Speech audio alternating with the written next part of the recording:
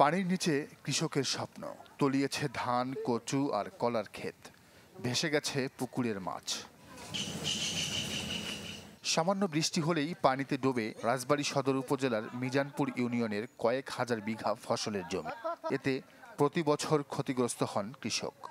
আমরা গরিব মানুষের বই শোনকালী নিজের কোনো সম্পত্তি নেই, পরের বই শোনকালী কটে নিয়ে আমরা খেতকলা করে খাই। তাহলে তো তলা চড়ে যায়, আমার সকালবেলা উঠে মাঠে দেখ, তাহলে তো আমার পড়া নষ্ট করে খাওয়া আসে কয়েকদিন বাদ পাবো আমরা। একবারে প্রথমে শিখছে 2বার 3বার করে ধান লাগাইছে, কৃষকের আর পরেতে চারা নাই, আর কৃষকটা ধান লাগার পর নাই, সব কৃষক একবারে বসে গেছে। স্থানীয়রা জানান, একসময় গ্রামগুলোর জলাবদ্ধতা নিরসনের জন্য ছিল 5 কিলোমিটার শাওমালা খাল, কিন্তু দখলের কারণে সেই খাল এখন সংকটে, বন্ধ হয়ে গেছে পানি প্রবাহ।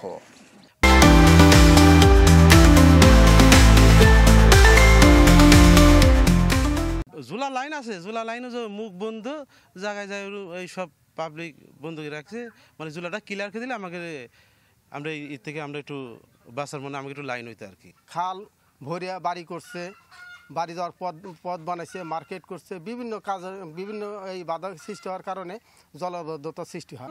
কৃষকের ক্ষতির বিষয়টি স্বীকার করলেন খোদ দখলদাররাই। আমাদের এই বলক তলা গেছে, আর ধান পছন্দ ধরে নষ্ট হয়ে গেছে, বলক ধরে 105 ধরে, আর সবাই কৃষক এনে ক্ষতিগ্রস্ত হয়েছে। আমার দোকান আমার জায়গায়, কিন্তু খালের উপরে যে রাস্তা করছে ওই রাস্তাটা আরো সরানোর দরকার ছিল, কায়দা করে এবারে আমার সরাইছে। প্রকল্প আসলে খাল দখলমুক্ত করে খননের প্রতিশ্রুতি দিলেন বিএডিসির এই কর্মকর্তা। তো সেচের প্রকল্পগুলো হচ্ছে এগুলো ডেভেলপমেন্ট কাজ, একটা প্রকল্প নির্ভর। তো প্রকল্প আমাদের নেক্সট প্রকল্পে আমরা অবশ্যই এগুলো ইনক্লুড করব, চাহিদা যেহেতু আছে। এটা ডিপিপিতে ইনক্লুড ছাড়া সম্ভব হয় না, এই জন্য আমরা এই চাহিদাগুলো এখন হচ্ছে আমরা মার্ক করে রাখতেছি এবং ডিপিপিতে ইনশাল্লাহ আমরা এটা করব। দ্রুত সময়ের মধ্যে খাল খনন করে জলাবদ্ধতা নিরসনের দাবি চাষিদের। Desk report, channel 24।